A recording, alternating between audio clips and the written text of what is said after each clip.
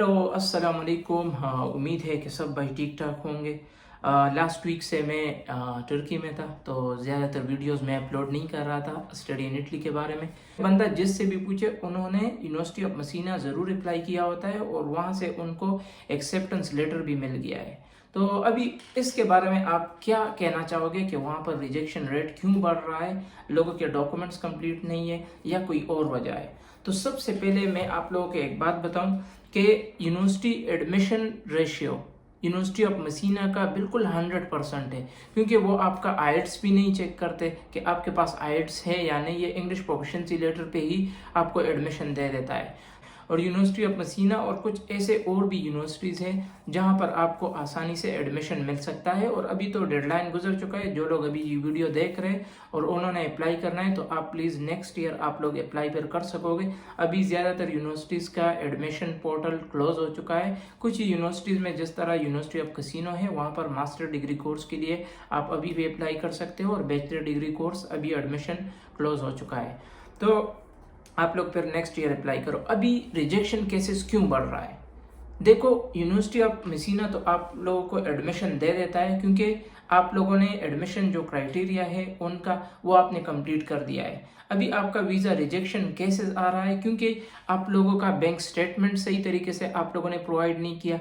Second, आइल्स आइल्स तो आप लोगों को एम्बेसी ने कह दिया है कि आपके पास आइल्स नहीं भी है तो आपका वीज़ा प्रोसेस चल सकेगा।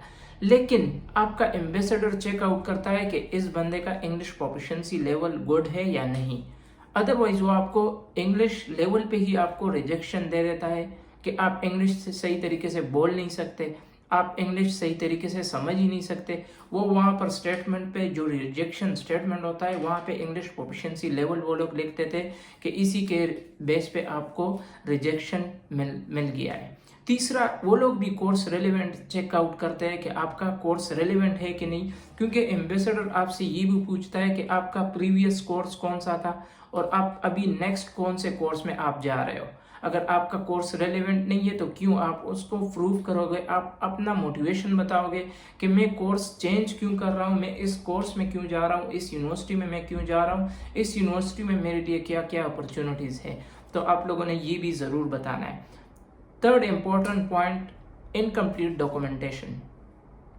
मैं लास्ट 2-3 ईयर से देख रहा हूँ, लोग जस्ट एडमिशन कंफर्म कर देते हैं और भाई बस एम्बेसी चले जाते हैं। मतलब जब उनका अपॉइंटमेंट आ जाता है वो लोग एम्बेसी पहुंच जाते हैं, लेकिन उनके डॉक्यूमेंटेशन कंप्लीट नहीं होते। अभी डॉक्यूमेंटेशन में क्या आता है? सबसे पहले डीओवी प्रोसेस। आप लोगों ने डीओवी कंप्लीट करना है। डीओवी पे मैं कंप्लीट वीडियो बना चुका हूँ। ये वाली वीडियो आप लोग देख के आपको कंप्लीट अंदाजा हो जाएगा कि भाई डीओवी असल में है क्या, इसमें कौन कौन से डॉक्यूमेंट्स, कहाँ से अटेस्टेशन वेरिफिकेशन करना होता है, ट्रांसलेशन करना होता है। उसके बाद बैंक स्टेटमेंट हम लोगों ने कैसे प्रोवाइड करना है।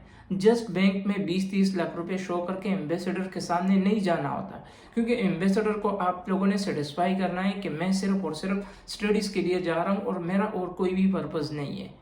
तो आप लोगों ने ये 2-3 बातों का ख्याल रखना है। और जिन भाइयों ने अभी तक आइल्स नहीं दिया है, तो मैं उनको बार बार यही कह रहा हूँ कि आपका वीज़ा चांसेस इंक्रीज हो जाएगा। अगर आप लोग आइल्स में 7 बैंड 6.5 बैंड्स आप लोग लेके आओगे तो एम्बेसडर को भी आप आसानी से सेटिस्फाई कर दोगे।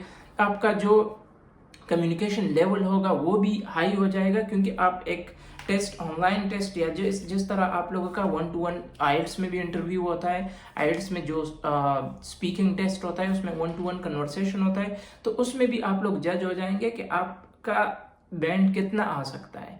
तो एम्बेसडर के सामने भी फिर आप जो क्वेश्चन आंसर होते हैं, why Italy, why this course, why this university, उनका भी आप आसानी से अच्छी तरीके से आंसर्स कर सकोगे। तो यही 3-4 बातों का ख्याल रखना चाहिए। और वीज़ा रिजेक्शन केसेस ये नहीं होता कि भाई इस यूनिवर्सिटी का वीज़ा रिजेक्शन केस हाई है या इस यूनिवर्सिटी का वीज़ा रिजेक्शन केस लो है, इस तरह कोई भी बात नहीं होती। बस आप लोगों ने अपने डॉक्यूमेंट्स पे ट्रस्ट करना है, अपने डॉक्यूमेंट्स को कंप्लीट करना है, अपने डॉक्यूमेंट्स को सही तरीके से एम्बेसी में पेश करना है। यही 2-3 बातें, टाइम पे पहुंचना है, इनकम्प्लीट डॉक्यूमेंटेशन, रिजेक्शन केस हो सकता है।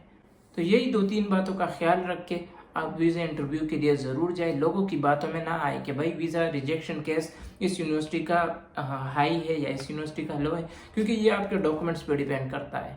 तो आप अपना केस खुद लड़ें और आपको पता होना चाहिए कि मैं ये डॉक्यूमेंट्स किस तरीके से मैं शो कर रहा हूँ, इस डॉक्यूमेंट्स में मैंने क्या क्या लिखा है, मैंने क्यों लिखा है। तो ये सब बातें मैटर करता है। तो फिर मिलते हैं नेक्स्ट वीडियो में। इंटरव्यू के लिए बेस्ट ऑफ लक, दुआओं में ज़रूर याद रखना। अस्सलाम वालेकुम।